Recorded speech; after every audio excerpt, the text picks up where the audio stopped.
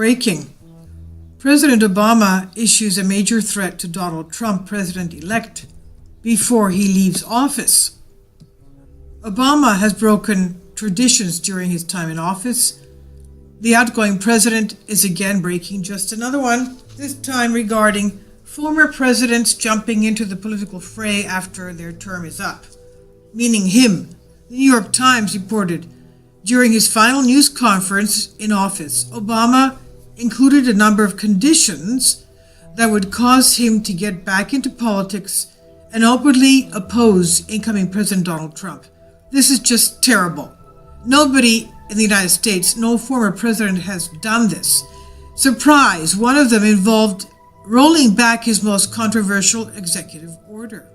Obama said, quote, "There's a difference between that normal functioning of politics and certain issues or certain moments where I think our core values may be at stake," end quote. That's a shocker. Those quote-unquote core values all had to do with things Trump was elected for by the American people. Quote, Obama said, quote, "I put in that category if I saw systematic discrimination being ratified in some fashion. I put in that category explicit or functional obstacles to people being able to vote, to exercise their franchise. I put in that category institutional efforts to silence dissent or the press. And for me, at least, I would put in that category efforts to round up kids who have grown up here and for all practical purposes are American kids and send them someplace else when they love this country," end quote. Well, we have to, in this comment by Obama, see that a lot of these things are already taken care of and promised by Trump. Because, for example, his efforts to silence dissident the press, he's already done that with the NDAA. There's no more freedom of speech because of his new law that he signed a few days ago. Going back to the article, this sounds great until you break it down. When he talks about systematic discrimination being ratified in some fashion and explicit or functional obstacles to people being able to vote, what he means really is enacting voter ID legislation. Institutional efforts to silence dissidents or the press sounds a lot like not acquiescing to every demand of the liberal media. And then there's the last part.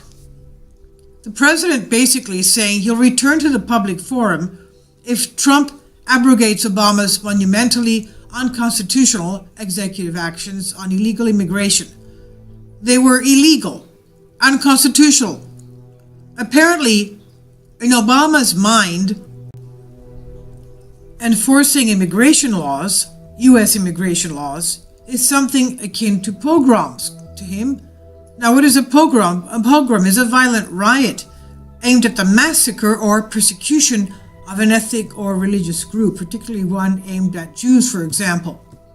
So this is what Obama thinks will be going on, whereas constitutional-loving presidents will be enforcing the immigration law of the country, the law of the land.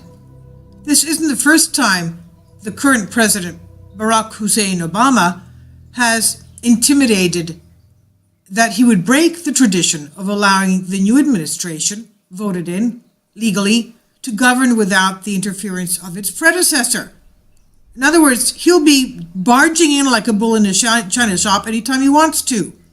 In November, the New York Times reported, Obama told a conference call of supporters that, quote, "You're going to see me early next year, and we're going to be in a position where we can start cooking up all kinds of great stuff to do," end quote. This was why Trump was elected. America was sick and tired of Obama's policies. That's why the Democrats were not voted in.